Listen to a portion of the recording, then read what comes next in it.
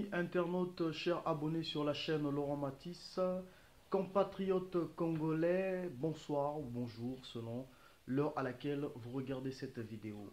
Alors, après un bref moment de silence, nous revoilà en place sur la chaîne Laurent Matisse. Au cœur de l'actualité, différents sujets, notamment la dette du Congo-Brazzaville. Le gouvernement congolais a dissimulé cette dette. Monsieur Loufolankandi, je sais que vous êtes au courant de la situation, vous aviez prévu votre opinion. Qu'allez-vous nous dire, monsieur Loufolankandi? Merci beaucoup de votre question, mais je voudrais d'abord, comme à l'accoutumée, porter mon soutien à tous les détenus politiques incarcérés au niveau de Brazzaville ou dans toute la République du Congo qui sont en train de souffrir dans les prisons congolaises.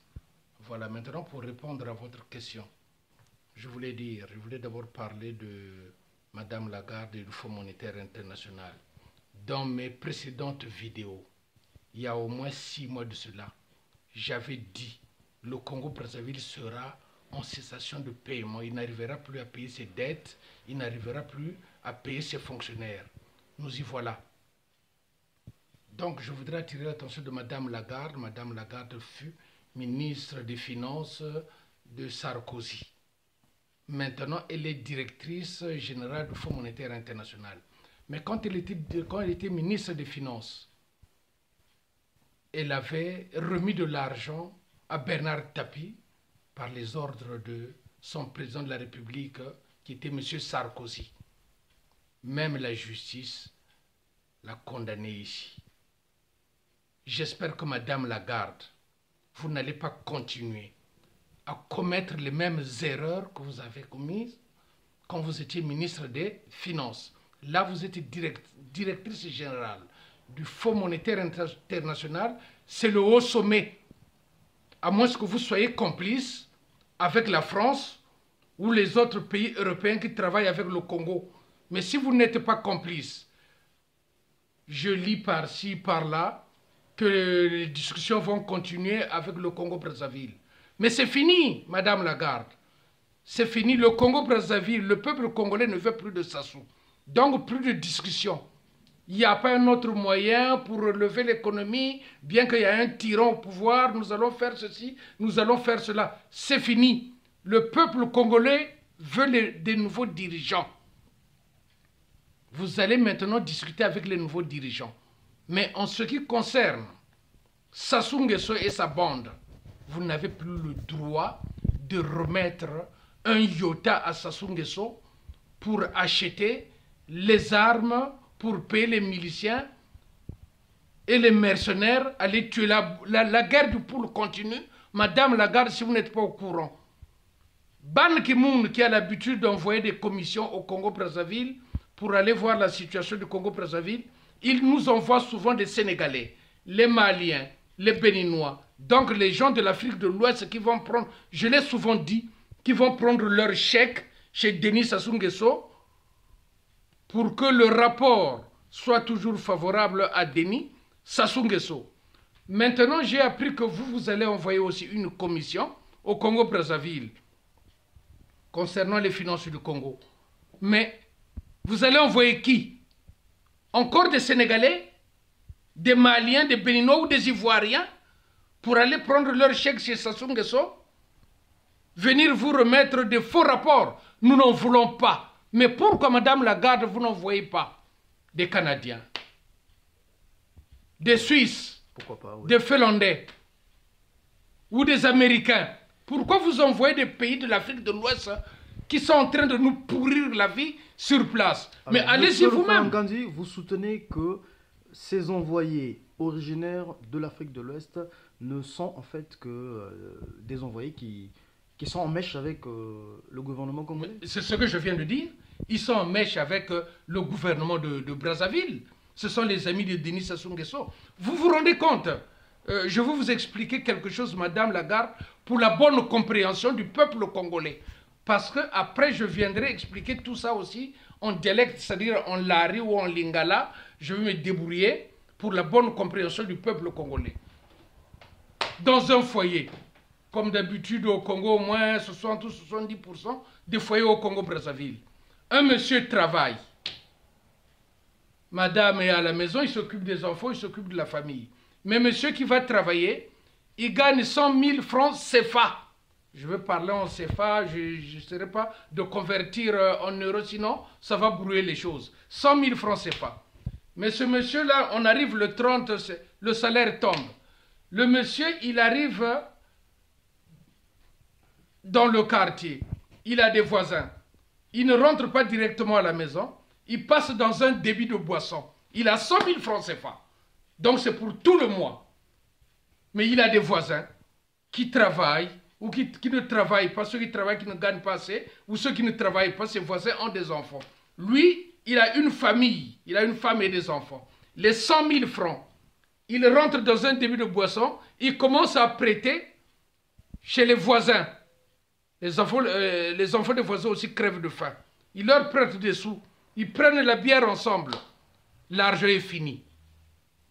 Il rentre à la maison. Il se met en face de madame et les enfants.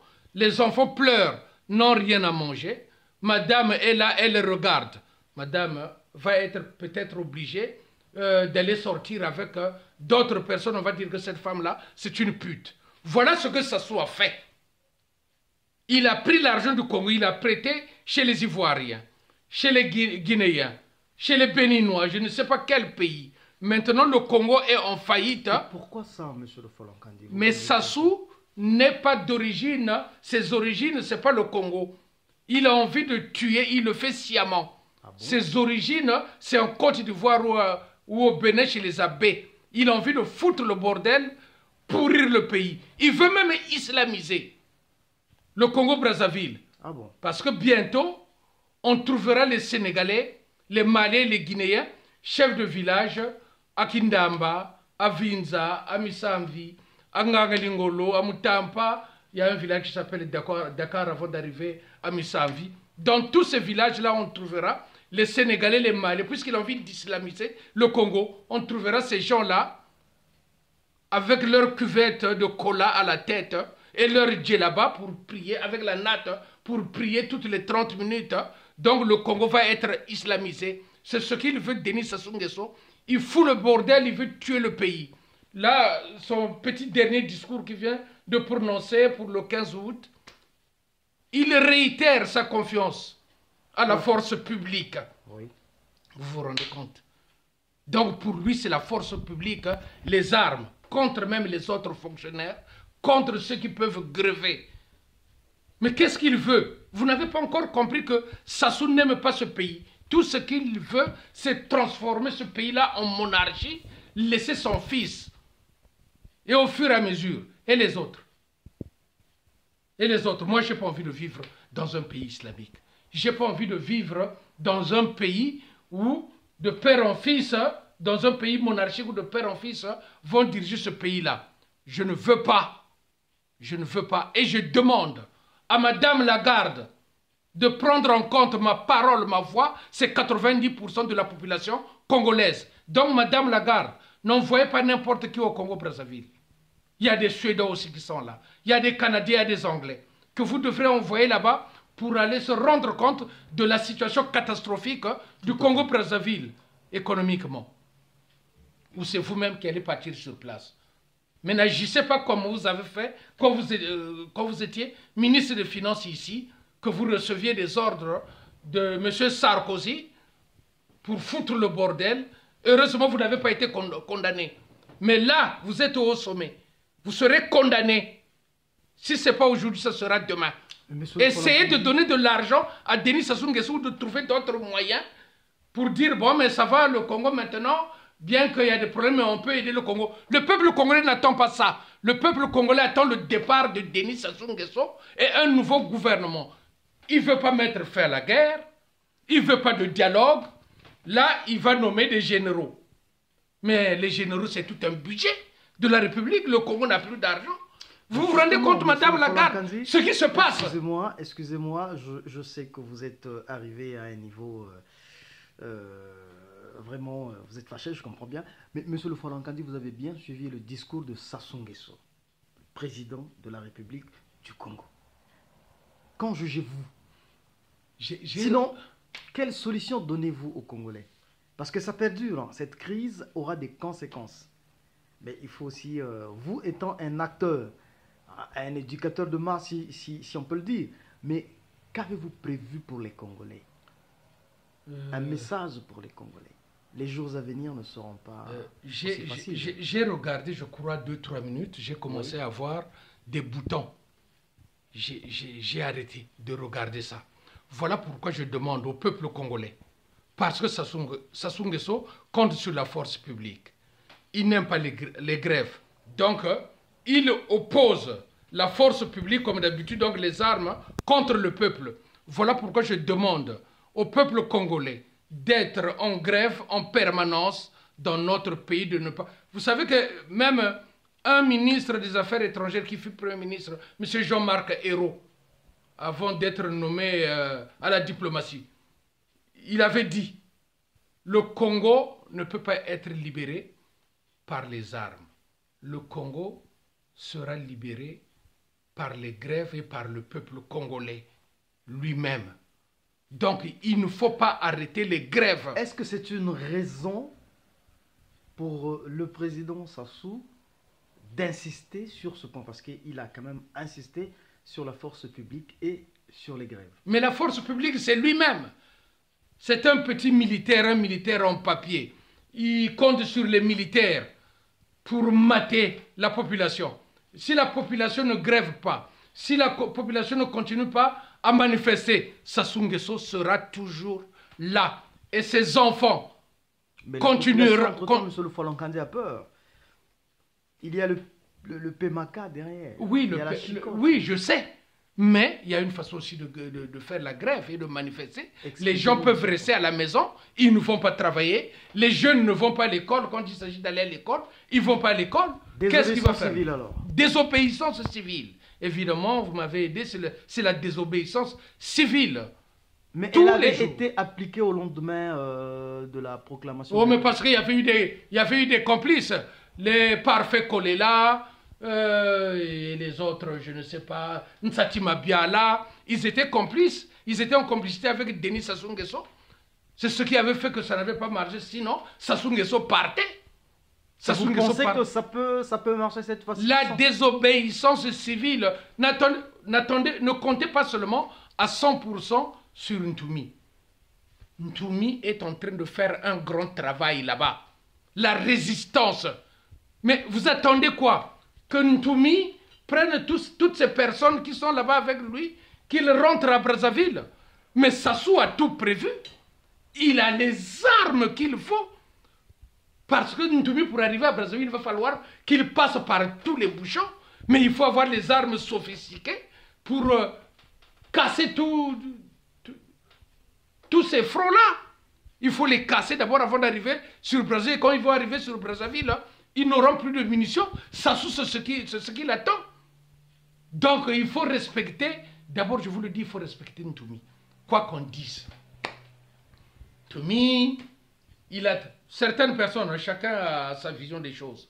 Ntoumi a travaillé avec Sassou Nguesso.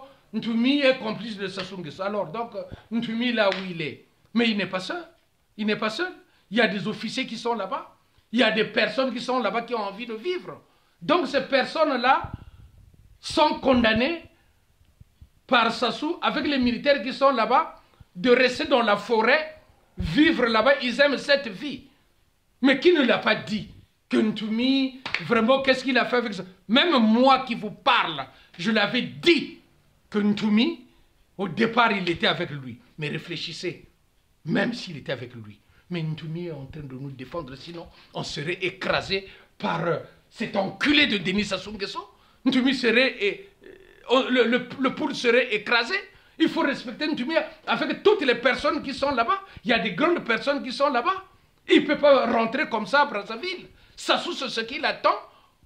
Comme ça, quand il va tous nous écraser, allez, il va dire au FMI, voilà, j'ai tué le terroriste. Mais Ntoumi, monsieur, excusez-moi, monsieur Baptiste, il a invité Frédéric Vinsangou à se rendre à la justice. Mais c'est lui qui doit se rendre à la justice de la Haye. Parce qu'il a des dossiers là-bas.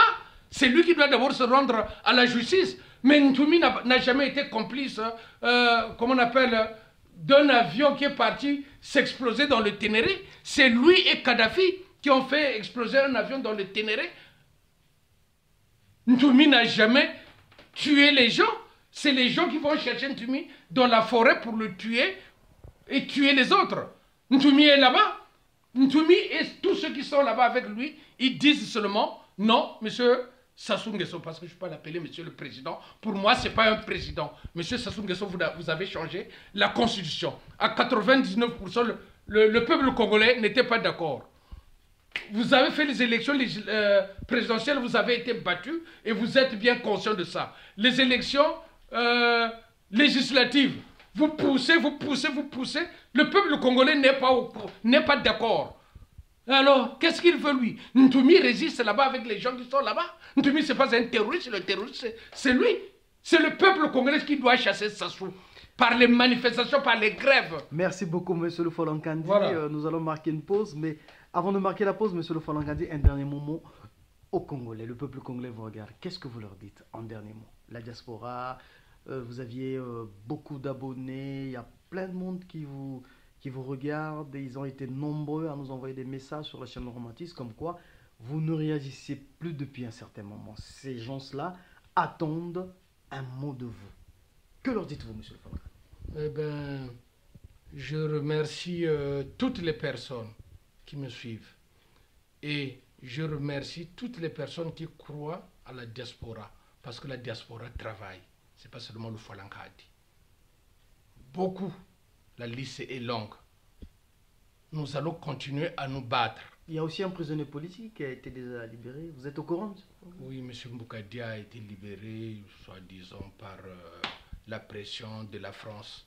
Mais, d'accord, je respecte. C'est un soulagement quand même. C'est un soulagement, je respecte M. Mboukadia, je respecte cette libération. Mais moi, je ne voudrais pas que, à l'avenir, qu'on puisse dire c'est Sassou Nguesso qui est humain parce qu'il était malade, ou quand on va libérer M. Moukoko et les autres, on va dire qu'ils ont été graciés par Denis Sassou Nguesso. C'est ça que je ne veux pas. Pour moi, Denis Sassou Nguesso, ce n'est pas le président de la République. Comprenez. Sassou Nguesso, ce n'est pas le président de la République. Et puis, ce n'est pas seulement en France, la diaspora. Attention, il y a les États-Unis qui travaillent. Hein. Il y a le Canada, il y a l'Angleterre, il y a la Suède, il y a la Finlande, il y a la Suisse. Tous ces pays-là travaillent. Donc, respect pour toutes les personnes qui sont en train de travailler pour que le Congo soit bientôt libre et chassé, le criminel Takou Nguesso. Merci beaucoup, monsieur le Folankandi. Amis abonnés, chers compatriotes, la suite dans quelques instants. Merci.